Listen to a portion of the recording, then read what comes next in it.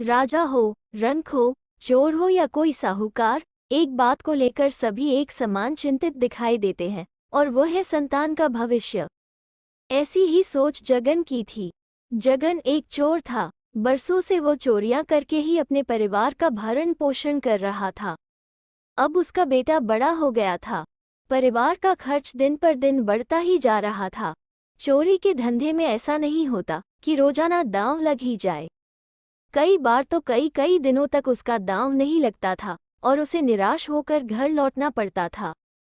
कई बार इतना मोटा दांव लगता था कि पूरा घर कई दिनों तक दिवाली मनाता रहता था। जब जब ऐसा होता तब तब जगन को लगता कि दुनिया में इससे बेहतर दूसरा कोई काम ही नहीं है।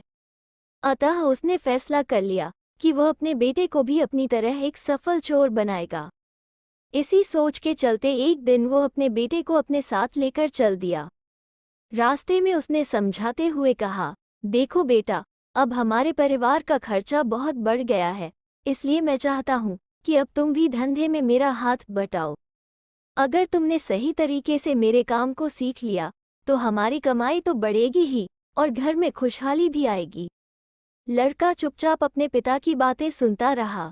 फिर एक स्थान पर रुककर जगन बोला, देखो, मैंने अपनी पहली चोरी उस घर में की थी। पहले ये घर कच्चा था और इस घर में बिजली भी नहीं थी। उन दिनों इस घर में दिया जलता था। मैंने पीछे की दीवार में सेंध लगाकर चोरी की थी। और वो घर देखो, जहां आज एक कार खड़ी है, वहां पहले एक साइकिल होती थी। मकान भी कच्चा था। मैंने इस घर में भी चोरी की थी।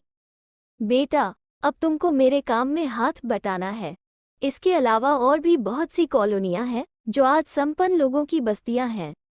जब ये कॉलोनियां बस रही थी तब मैंने अधिकांश घरों में चोरियां की थी। समय के साथ साथ ये लोग संपन्न हो गए हैं। ये हमारे लिए खुशी की बात है। संपन्न घरों से अच्छा माल मिलता है। जगन बोले जा रहा था और उसका बेटा सुन रहा था। वो गुमसुम सा था। उसके चेहरे के भावों से लग रहा था मानो उसके मन मस्तिष्क में कोई अंधर चल रहा हो। जगन उसे इसी प्रकार कई कॉलोनियों में घुमाकर वापस अपने घर की ओर चल दिया। रास्ते भर वो उसे अपनी सफल चोरियों की दास्तान सुनाता रहा, लेकिन लड़का जैसे वहां था ही नहीं। वो तो किसी अन्य विचारों में उलझा था। घर आकर जगन ने बेटे से कहा, बेटा, अब तुम आराम करो। कल हम काम पर चलेंगे और ईश्वर ने चाहा तो हमारा दांव भी अच्छा लगेगा। अपनी बात कहकर जब जगन जाने लगा तो लड़के ने उसे रोककर कहा, बापू। बोलो। जगन थिठका, कुछ कहना चाहते हो क्या? हाँ बापू, वो बड़े ही गंभीर लहजे में बोला, आपने आज मुझे बहुत से ऐसे घर दिखाए हैं बापू जहां आपने चोरी की। आपने ही बताया कि कल तक वे लोग इतने संपन्न नहीं थे, बल्कि आपने ये भी बताया कि एक घर में तो दिया जलता था और आज वहां बिजली के बल्ब व झाड़ फानूस जगमगा रहे हैं। तू कहना क्या चाहता है रे? जगन उलझन में पड़ गया। बापू, मैं ये कहना चाहता हूँ कि क्या कभी आपने अपने घर की तरफ देखा? क्या मतलब? अपने घर को तो मैं रोज ही देखता हूँ, मगर आपको इस घर में छाया अंधेरा दिखाई नहीं देता? क्या मतलब? चौंका जगन। तू क्या कहना चाहता है बेटा? मैं ये कहना चाहता हूँ कि इस घर में आज से सालों पहले भी इस दिए की मरी हुई रोशनी होती थी और 20 साल बाद भी इस घर में अंधेरा ही है।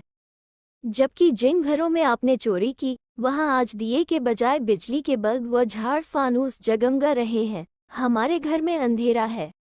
क्यों बापू, हमारे घर में अंधेरा क्यों है? जगन की तो जैसे बुद्धि ही चकरा गई।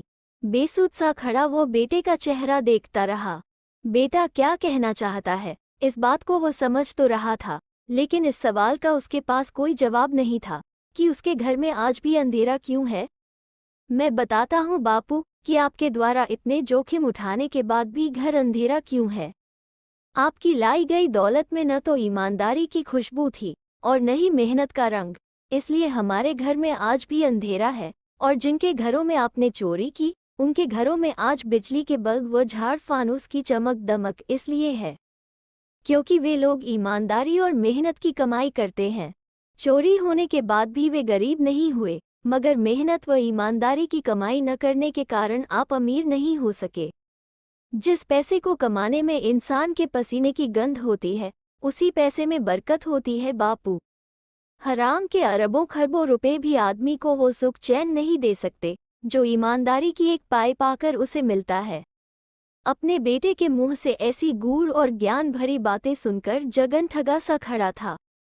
उसका सिर झुक गया था और जुबान को जैसे लकवा मार गया था। एक क्षण रुकने के बाद बेटा पुनः बोला, अब आप चाहते हैं कि मैं भी आपके रास्ते पर चलूं?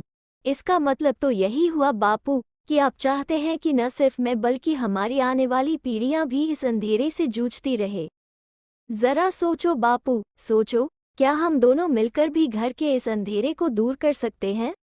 नहीं बापू, नहीं, आप और मैं ही नहीं, अगर हमारा पूरा परिवार भी इसी धंधे को अपना ले तब भी हम इस अंधेरे को दूर नहीं कर सकते। इस कमाई में न हमारी मेहनत है, न पसीने की खुशबू और न ईमानदारी की महक। चोर के मन पर हमेशा एक बोझ होता है बापू, और वो बोझ उसे कभी सिर उठाकर नहीं चलने देता। दुनिया भले ही इस बात को न जानती हो, लेकिन एक चोर जानता है कि वो एक चोर है, और चोर बेईमान लोग कभी गर्व से सीना उठाकर नहीं चल पाते। अगर अब भी तुम चाहते हो कि मैं भी तुम्हारे रास्ते पर चलकर अपना जीवन इस अंधेरे में गुम कर दूं, तो ठीक है बापू, कल मैं तुम्हारे साथ चलूंगा और कोशिश करूंगा कि आपसे भी बड़ा और सफल चोर बनूं। नहीं, जगन के मुंह से जैसे घुटी घुटी सी चीख निकली, नहीं मेरे बेटे, नहीं। फिर अचानक ही वो रो पड़ा, आज तूने मेरी आंखें खोल दी। तूने सच कहा बेटे, जिस कमाई में पसीने की महक नहीं होती, उस कमाई को खाने वाले परिवार का घर कभी रोशनी से नहीं जगमगाता। काली कमाई अंधेरा ही फैला सकती है, खुशी का उजाला नहीं। बेटे, मैं प्रण करता हूँ कि आज के बाद मैं भी यह गंदा काम नहीं करूँगा। दूसरों की मेहनत की कमाई पर हाथ साफ करना सबसे बड़ा गुनाह है। इससे बड़ा गुनाह दुनिया में कोई भी नहीं। ओह मेरे बच्चे, आज मैं जान गया कि क्यों आज तक मैं सुख की सांस न ले सका, क्यों आज तक मुझे सच्ची खुशी नसीब नहीं हुई, क्यों आज तक इस घर में बरकत नहीं आई, क्योंकि आज तक मैं अंधेरे में भटक रहा था। और आज तूने मेरी आंखें खोल दी। ये कहते कहते जगन जोर से रोने लगा। उधर पिता को पश्चाताप करते देख बेटे की आंखों में भी खुशी के आंसू झिलमिलाने लगे थे। कुछ सचेत होकर जगन पुनः बोला, मगर अब मुझे विश्वास है कि अब मेरे घर का अंधेरा जरूर दूर हो जाएगा, क्योंकि किसी पूर्वजन्म के फलस्वरूप ही ईश्वर ने मुझे नेकी और ईमानदारी से भरा तुझ जैसा कुलदीपक जो दिया है। और फिर जगन उसे सीने से लगाकर बहुत देर तक रोता रहा। वो स्वयं भी शायद नहीं समझ पा रहा था कि उसकी आंखों से बहने वाले आंसू खुशी के थे या गम के। तो दोस्तों, कैसी लगी आज की कहानी? अगर अच्छी लगे तो शेयर, लाइक और चैनल को सब्सक्राइब जरूर करें। फिर मिलते हैं एक नई कहानी के साथ।